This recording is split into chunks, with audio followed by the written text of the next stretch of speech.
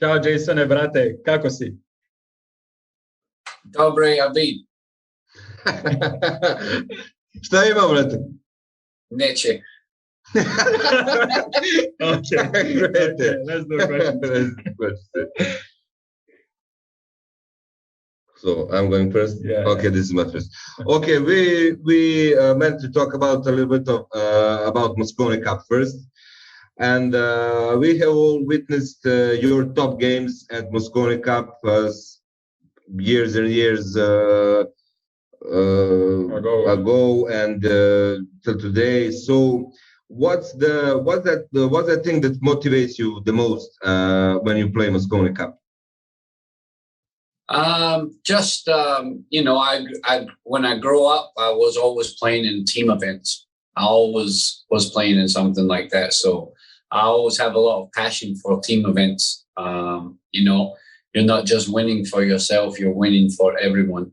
So when I go to Vegas or London for Moscone Cup, I always feel like it means more, because you're playing for not just yourself, but for your team. So it's like passionate for me. I feel like there's a lot of passion there, and I want to play my best, and I want to fight my hardest to win. Great. Yeah, we all saw and we all know that you're a really passionate player, and I just wanted to add another question there. There was like several situations that we watched on YouTube and everything, but you show that you really care about those matches. And there was I wanted to ask you about that particular situation. If you remember, I'm sure you do, when you beat Shane Van Boening 5-4 in that really important game, and you like your reaction was unbelievable when you went to their corner and you were like all excited and angry at the same time. What really happened there at that particular situation? Why was your reaction so intense? Yeah, Dennis Hatch was playing this year, and when I was playing, he was shouting things out to me and making some bad comments, and I can hear them while I'm playing. He trying to get under my skin. So yeah, and a couple of them were in the crowd and they were flipping me off, and they were really trying to, we call it sharking. So that was the reason why I went crazy after, because he was shouting many things when I was playing. So I wanted to make sure that he knew. That you won, yeah. Yeah, it looked like that you have a pretty big reason to do that. It looked like it's justified. I just wanted to ask you to hear from you directly what really happened there. Thank you for that. No problem. So we watch every Moscone Cup like from the beginning to the end. That's like the most important pool event of the year, and we see that there is a great chemistry in Team Europe, and we just wanted to ask you what was the secret of that great chemistry. What's the reason for Europe's domination over the years in Moscone Cup? I think it's just, we play all year as singles together, so we get to see each other perform, winning many big events. And a lot of European players seem to win all of the events. So when we come together, we believe in each other. We try to support each other. We try to push each other. And we just try to be a family for 1 week, everything from the year of playing singles all year and fighting against each other to win. This all goes out the window, and for 1 week we become family. And I think that's very important to have in a team. And then the European team, I feel like when we get together, we got a good sense of humor. We like to have some fun. And when we get to the table, we mean business. And I think European, over the last maybe 15 years, they have good team chemistry, and good understanding of each other, and this is important in a team event. Yeah, you look like a family there. That I can say. You really look like friends and brothers, and it's like when you celebrating together, it looks like it's true. You know, it's not fake. It's all true. It's all true. Like I said, we fight against each other all year, and when it finally come to Moscone Cup, we're like family. So I think this is very important. Yeah. Yeah, it is. Yeah. Okay, bro. Now it's my turn. What do you think about same format, but Europe versus Asia? And who would you choose to play for Team Asia? Oh, tough one. I think it would be. I think it would be amazing to play against Team Asia. I think it will be something different. I think Matchroom spoke around about this before. Yeah. We heard about something. The Reyes Cup, named after Efren Reyes. And I would like to play. I would think that their strongest five would be Wu Cha-ching, Ko Pin-yi, Ko Pin-chung, Chang Junling, and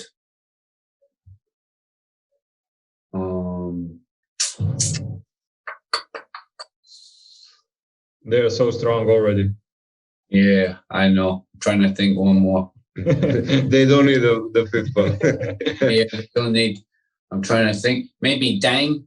Dang is he's Dang. I can't remember his full name.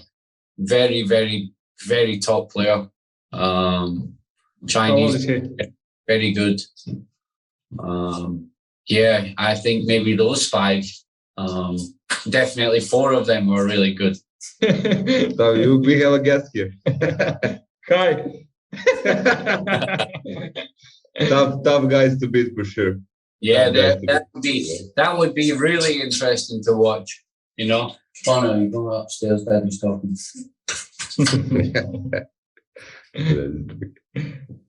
Okay, another one. Do you have any other occupation besides pool? Jobs, hobbies, anything else? And how do you spend your free time with your family? I have. He knew when he needs to come in because the family question was the next. Me and my wife, we own our own pool room in America. I have a bar, kitchen, have 17 tables. It's something we did during COVID. We buy from my wife's family. They used to have the pool room for 20 years. And me and my wife buy it from them. And I have this business. And then also I like to play golf. I like to fish. I like to go to the gym. Anything kind of sport I like to do. I like to watch UFC on my spare time. I love to watch UFC. I think on Saturday I'm going to UFC Madison Square Garden. I enjoy watching UFC. I like it a lot. And just my spare time, I just try to, relax, not do too much, lie down in my bed as much as possible.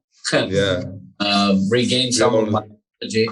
It's hard when I have my son, and my son especially. He's only 4, but he's hard work. He's got so much energy. He always got me on my toes. I'm always busy with him. I like to just chill and go out, eat some nice food, do some things with my kids. Go to arcades, take them to ninja classes, dance classes, do all the good parent stuff, like everybody else does. And when I get free time, I like to just relax, go to the gym, just try and stay healthy. And great. So you have time for everything. That's great. That's great to hear. Yeah, just time to do whatever I want. I don't really stretch too much about too many things. I just do my own thing. Great. Do you maybe train any other players? I don't train any other players. I do some lessons sometimes, but if I'm not training at the pool room, I'm always here training at home. This way when I'm at home training, I can still be here if something has to be done, or look after the kids, or do something like that. When I go to the pool room, yeah, it's good to go there and I can practice, but I have so many people come to me all the time and asking questions, and it's hard to practice 100%. Yeah, you need peace to train with I need focus. It's okay to practice maybe 1 hour, and then someone is speaking to me and asking me questions, and then 20 minutes later someone else. It's hard to focus like that. So that's why I put a table in my house. Try to just have my own space with 4-inch pockets. Yes, 4-inch pocket. That's sick. That's so cruel. So we know that you started your career with snooker. Is that right? Yes, I started English 8-ball and then snooker. Yeah. So yeah, we know that you got really good at it, but then you switched to pool, do some unplanned circumstances, let's say that. And would you like us to tell us more about that transition and how did it happen? What was the reason that you chose pool over the snooker and the English pool? Yeah, so I grew up. My dad was an English 8-ball champion, and that's how I grew up. We didn't know that. Yeah, that's how I grew up. So it's a family thing. Yeah, it's a family thing. It's funny. My sister's married to a professional pool player also. Oh my God. And my other sister is married to another pool player. And you're the best. Yeah, I'm the best. Okay, so we have plenty of time now. We're starting half time. You were saying about your sisters that they are married to pool players, and yeah, they're married. You and your wife own pool hall and. Yeah, I own a pool room, and and just on my off days, I like to golf. I like to golf. I like to go to the gym. I like to, relax, downtime with my kids. Take them to all their stuff that they need to do, ninja classes and dance classes, and lots of other stuff that they need to do. When I'm not here, my wife is doing all this stuff. So when I come back home, I get to do some of these things, and give my wife a little bit of a break. Okay, so you told us that you go to gym. We have gym in Serbia. You told us you like good food. We have great food here. So we are expecting you to come here and play some pool with us. Yes. But that's another subject. We will talk about it later. So we talked about your startings, your beginnings, and in snooker and English. English 8-ball. Yeah, English 8-ball. You told us that your father was English 8-ball championship, and your family is all about pool. So your beginnings and your reasons to choose pool over snooker and English 8-ball. Yeah, well, I played snooker for like a year, and I had a job at this snooker hall, and one day I got into a fight outside, and something happened with some guy, and it kind of got messy, and the person who was the owner of the club, he hit his head in your fist, I suppose. Yeah, something like that. Yeah, something like that. It got messy. It got a little bit bloody too, and unfortunately, this kid was the owner's nephew. So I got fired from my job, and I got kicked out the snooker hall. But hey, who knows what would have happened? Maybe I would be snooker player. Maybe. Yeah. Oh, who knows? Maybe I would still be here, playing American pool. Who knows? But this was a long time ago. This was 18 years ago. Oh my God. No. Okay, So but you're young. This was 14 years ago. 14 years ago, yeah. Yeah. Okay, so you play pool for 14 years. I play American pool. I play American pool since around 2006. I play the International Pool Tour. I was only 16 at the time, and I qualified for the International Pool Tour. And I came to America, and I did really good. I played guys like Johnny Archer, Efren, Rodolfo Luak, Tony Drago. I played a bunch of those guys. I beat 3 of them. I beat Tony Drago, I beat Johnny Archer, I beat Rodolfo Luak. And then finally I lost to Efren. He knocked me out of the tournament. But this was the year that he won. He won $500,000 in this tournament. Oh my God. So I was only 16, and I think I got around $20,000 for finishing like 42nd place or something. Was pretty good amount of money. And then this tour ended. There was no more because of they had the casino involved where they were going to have gambling online, and then the casino pulled out. So the tour canceled. There was no more tournament. So I went back to playing English 8-ball, and around 2010, I won the World 8-ball Championships. And from then, Darren Appleton, he was living in America. He was doing really good, and I'm good friends with him. And I see that he was making good money over here and doing really well.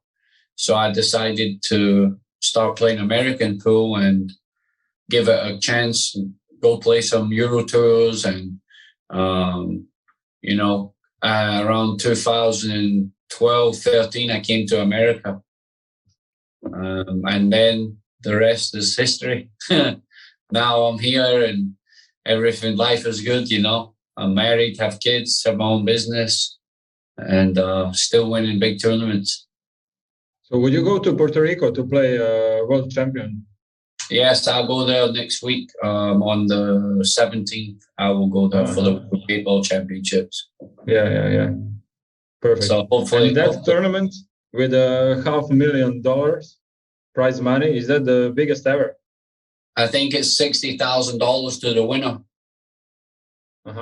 I think I don't think it's the biggest. I don't think it's the biggest prize money ever. Maybe more tournaments with bigger prize money than this, I'm sure. But this is one of the biggest. No. The one that Efren won. Oh yeah, the one. Yeah. That was the biggest. That was the biggest tournament with the biggest prize money ever, for sure. That's sick. I think before this event, they had another event. Dustin Holman won this event, and he got $350,000. Oh my God, that's big money. That's big money. Hopefully, in the next 2, 3 to 5 years, pool will have bigger money. Yeah, it should be. It should be bigger money. Yeah, considering how much money is in other sports, football, basketball, it should be more money in pool for snooker. Sure. Yeah, snooker. Yeah, I'm sure should be more money. Side question. Do you like to gamble? Do you like to play money games? Yeah, I like to play money games as long as it's big amount. Yeah. I don't want to play for small amount. No, I'm joking. I play for anything. Us too, yeah. Any money is good. Any money is good money. Yeah. Especially if you win it. Okay. Yeah, but only if you win. Only if you win. Yeah, only if you win. Yeah. It's weird though. With it's completely different when you play tournament and when you play money game. A completely different mentality. We have players here that can't do anything on tournaments, but money game, when game comes up, they're like unbeatable. So it's different. It's different, and I think personally, I don't know what you think. I want to ask you that. In players' career, do you think is it important to play money games too, not just tournaments? Yeah, I think playing money games will give you more experience. When you're playing for money, there's a lot more pressure because when you play tournament, you pay your entry fee. Now you're in the tournament. If you lose, right? Okay, you lost in the tournament. You paid $100. If you play money game, everybody's betting on you. Everybody. All your friends want to bet on you. You have people who want to put more money on you. So you have a lot of pressure. You have a lot of people in the back of your mind you don't want to let down. You don't want to let them down. So it gives you more pressure. Yeah. Makes you stronger. Yeah, it makes you stronger, but also can make you weak also because you're worried. You're worried about losing everybody else's money, As when you play tournament, you're only losing your own money. Yeah, makes sense. He has a couple of questions on a different topic. So, Jayson, who is your best friend amongst pool players? Who's my best friend amongst pool players? I have to say, couple of players, mostly English guys. Darren Appleton, Carl Boyes, Chris Mellon, Elliot Sanderson, and then I have a few. These are my closest friends. These are guys who I hang around with. We're joking and always playing games on each other, and these are my close friends. But I'm friendly with everyone. What do you think about our buddies Alexa Petzel and Sanjin Peklivanovic?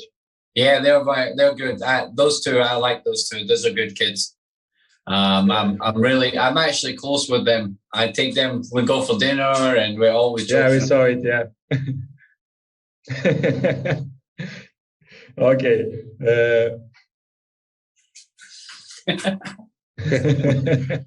It's so funny. Yeah.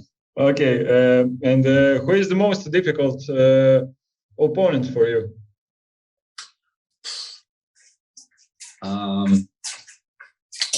With who you have a negative score or something like that? There's a couple of them who are tough opponents. Obviously Shane, Joshua. The Cole brothers, they're difficult players to play against too. They're always playing good. Yeah, like machines.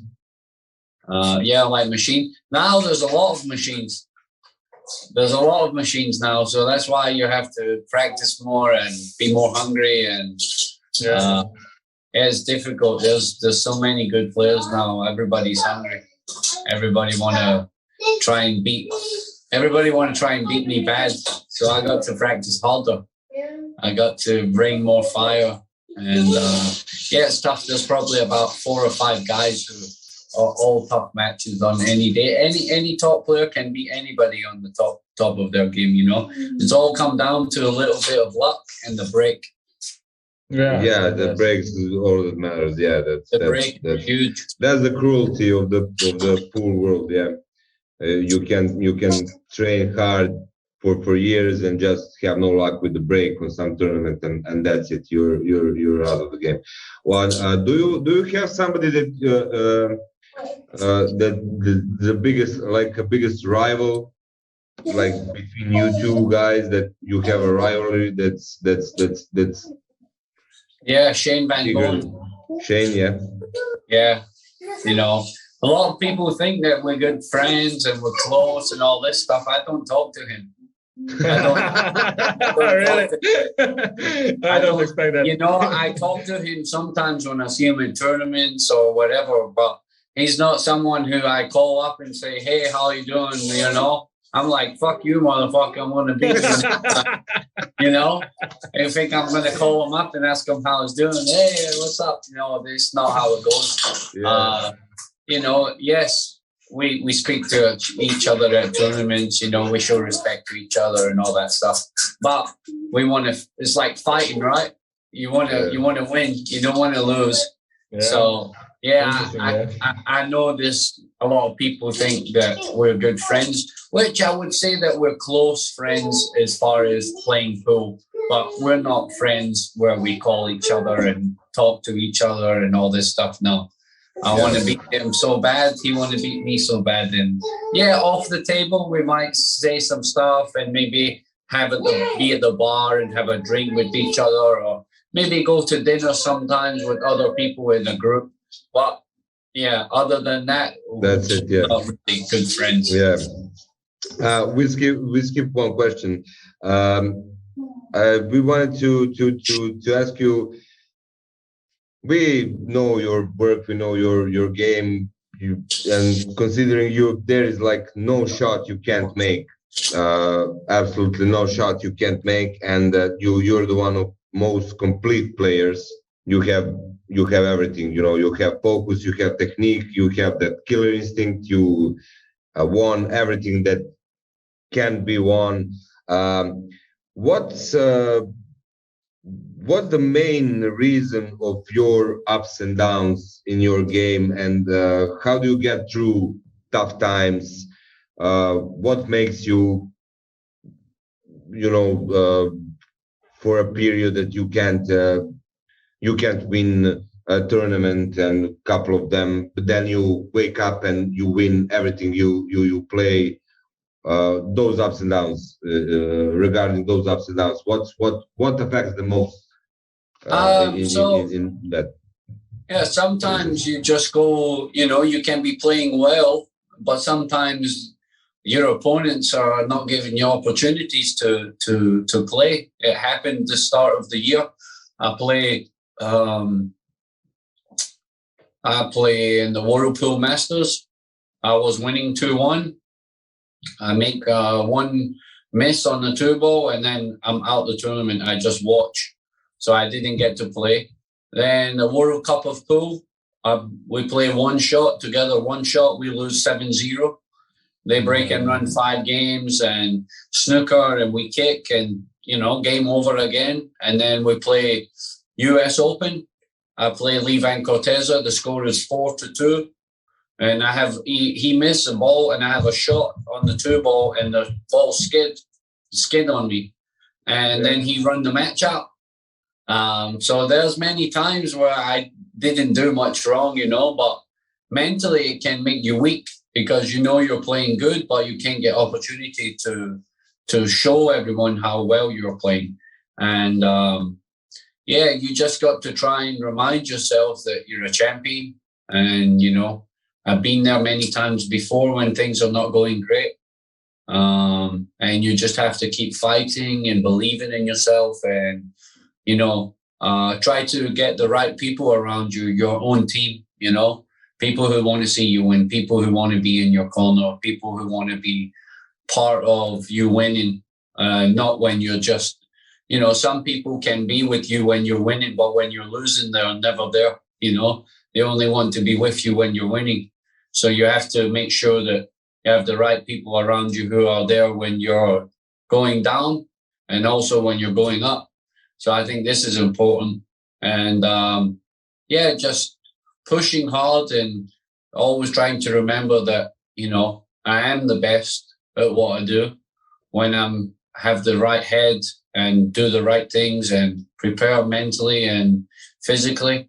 I think when I'm on my A game, there's not many players that can hang with me.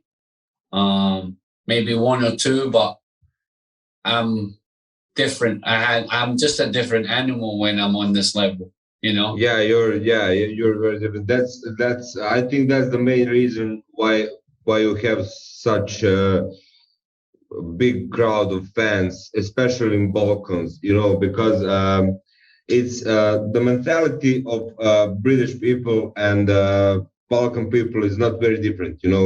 We are also we it's very hard for us to like win and be calm, and lose and be calm too, and miss a ball and be calm, and make a ball and be calm.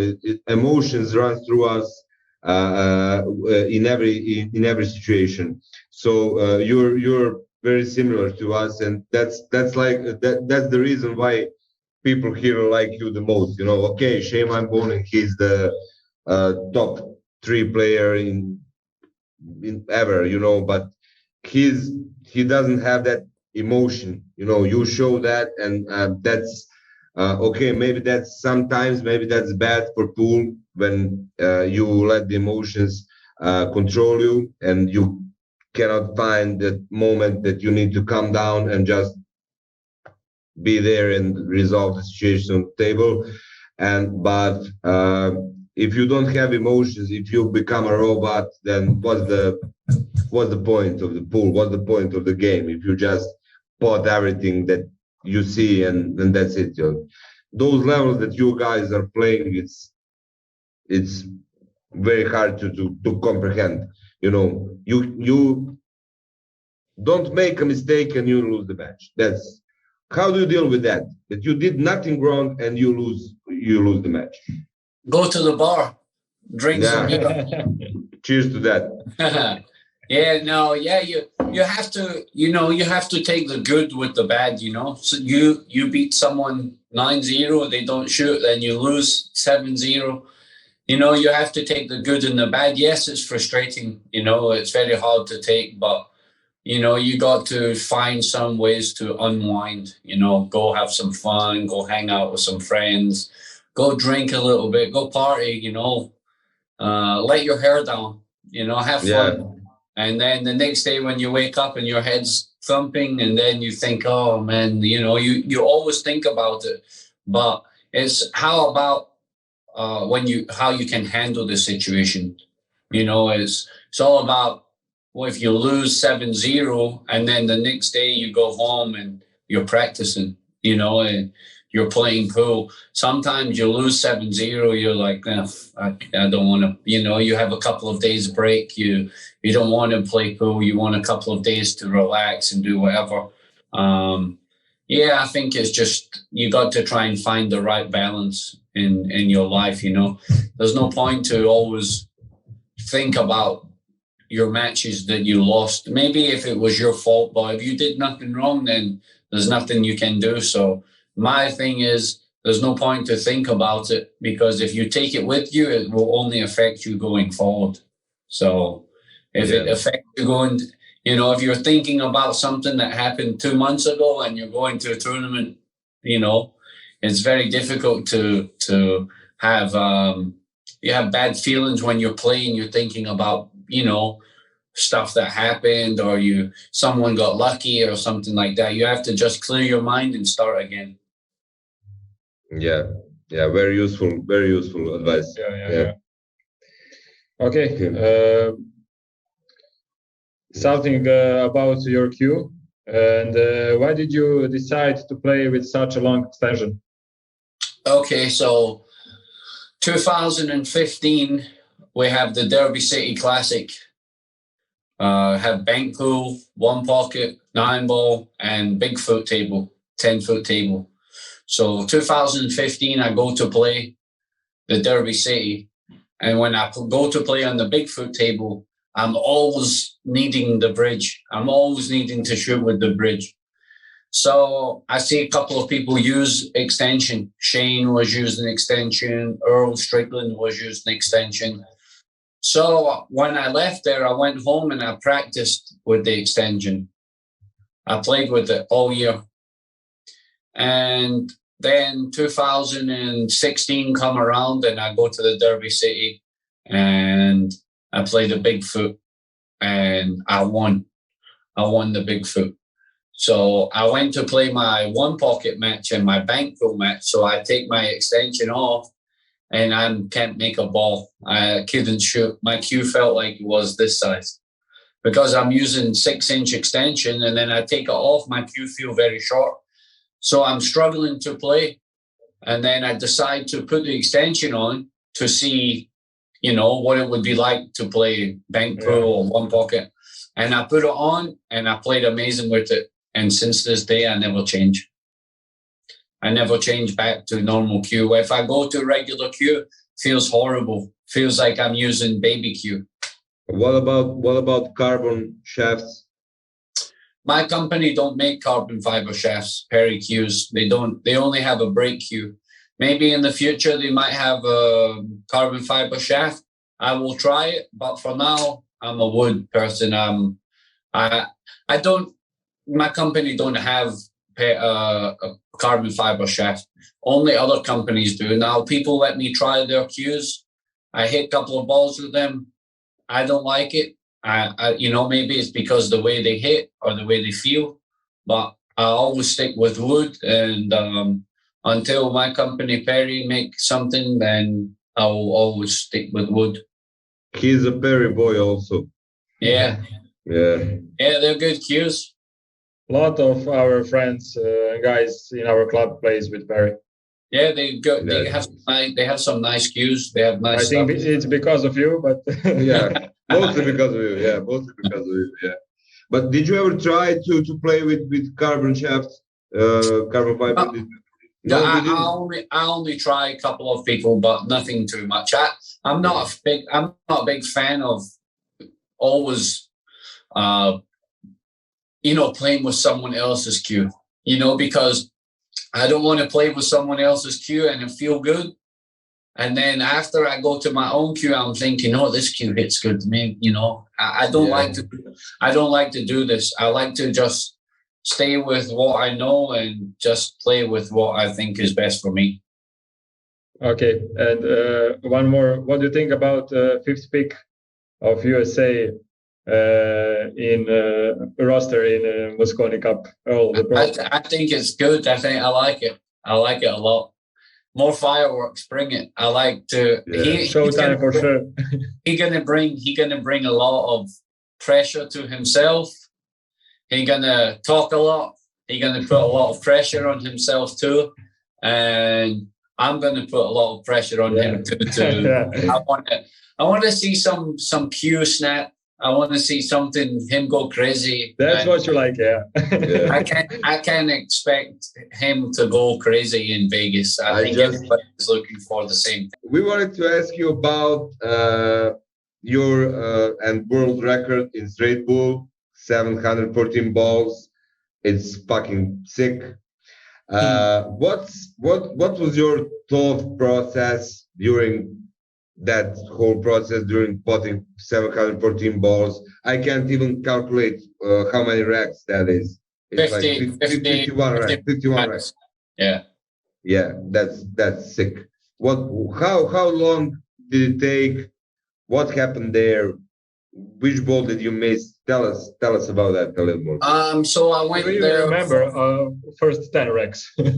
I went there for 5 days and I played for 5 days I played there for 4 days and I run maybe first day I run over 250 balls 5 times. And then second day I run like 300. And then the third day I run 407 and 397. And then I run like 300 and 200. And then after I was so tired and I was supposed to leave. And then I go to the hotel and pack my stuff and get in the car. And I said to my wife, we go for lunch with the guy who was racking the balls for us. And I said, we go for lunch. So when we get to lunch, we're talking. And he said, oh, I think you can do it. You just need a little bit of luck. And I was like, yeah. And then we get in the car to go home and my wife said, do you think you can do it? And I said, yeah, I think I can do it. I'm so close. So then we turn the car around and we go back. So we stay one more day. Yeah. So I went to the hotel. I relaxed a little bit. Then I went to the steam room and the sauna. I was there for 3 hours just relaxing. And then I went back to the pool room around 8 p.m. at night. and I was playing from 8 p.m. until 10 o'clock in the morning. And it was around about 6:30 in the morning. I just run 197, and I break and I scratch on the break. And the guy was racking the balls, and I look out the window, and it was like daylight outside. It was super light. And I said, okay, one more shot, and then I'm done. I'll come back a couple of weeks. We do it again. And then 2 hours, 40 minutes later, I'm there and I'm breaking the balls. And I was on 51 racks at this time. Only 2 hours, 39 minutes to run 714 balls. And I had a break shot, and I break the balls open, and the cue ball goes off the bottom cushion, misses all the balls on the way back up the table, and the cue ball goes into the top pocket, just like very, very slowly, very slowly. I'm watching the cue ball, and I'm saying, shit, don't scratch, don't scratch. And then after it scratched, I was sit back in chair, and I'm like, okay. Thank God. Thank God that cue ball. Yeah. And my God. Says, oh, why are you happy the cue ball went in? I said, because I don't have to stand up anymore. I said, I'm done. I'm finished. I can't stand up. And 9 o'clock in the morning, I drank a beer, and I drink like this much beer, and then I throw up all over the place. I had been awake all night. Not eating anything. I take maybe one break for like 5 minutes. I play for like 13 hours straight. And it was crazy. I don't think my brain was working too much during the run because it was so late in the morning. I think I was just playing off of, I wasn't thinking about too much. I was just running balls. I wasn't feeling any pressure. I think the most pressure I felt was when I got to 500. Because that was my goal. My goal was to run 500. I never played straight pool like this before. I only played a couple of tournaments. So my goal was to run 500. So when I got to 500, I was super happy. And then my friend reminded me, hey, you need to make 26 more balls to make $10,000. So I make 6 balls, and I'm happy. I'm like, yeah. He's like, you need to run 100 more balls to get everything. You need to make like $47,000. So I run 100 balls like it was nothing. And then after I run the 100 balls to get to 626, I didn't care. I just play for fun. And maybe if the cue ball doesn't scratch, maybe I'm still running some balls now. Who knows? That's maybe so I'm. sick. That's so maybe sick. I run But 1,000. if that didn't happen, something else would happen. But it's so sick. It was crazy. It was wild, very crazy story. And just when I think about it and I look back, it's just a crazy moment in my life to run this many balls this quick and also do it in the middle of the night when everybody's sleeping. Yeah, in the morning. Yeah. That's basically it. We just want to ask you that one last special one. A special one. Go ahead. Who would you choose from Team Europe for a partner to play against? Two big boys, two very tough boys, me and him, in a money game. Big money. Joshua Filler? No, yeah, okay. Okay. It's an introduction to the next session. Who would you choose to play against any other two players, whatever you consider the tough ones? I think me and Joshua Filler, I would play with him against anybody in the world. Yeah. Okay. Anybody else? Maybe Darren Appleton. Yeah, I would play with Darren. I would play with Darren Appleton also. So we were talking about doubles between when two great players need to play with each other. It's not every time that it needs to mean that if two players are great for themselves, that they will make a great team. So what do you think? What's the most important thing in doubles game for a team of two players that they need to respect or have a chemistry or something like that? Yeah, I think it's important to play with this person before, maybe like Mosconi Cup, I played with Joshua, I played with Darren. So these are people who I've played with, so I know their game and they know my game. And also it's important to, like I play with Joshua, we both play similar game. We both think the same way. We both see the same shots. So it's easy to play with. It's easy to connect with that person because he knows what I'm going to do and he knows where I want to be. And we're both left-handed, so we know where it's easier to leave the cube off the next shot. When you play with someone who's right-handed, you have to think all the time, and they have to think more. They have to leave the cue ball on this side of the table and not over this side of the table. So when you play with someone who's right-handed and left-handed, it becomes a little bit more difficult. You have to make sure that you're thinking smart all the time and not just playing for yourself. Yeah, that knows to be a problem when you think that you're leaving a perfect shot, but it's a disaster for a person that's left-handed or right-handed in your case.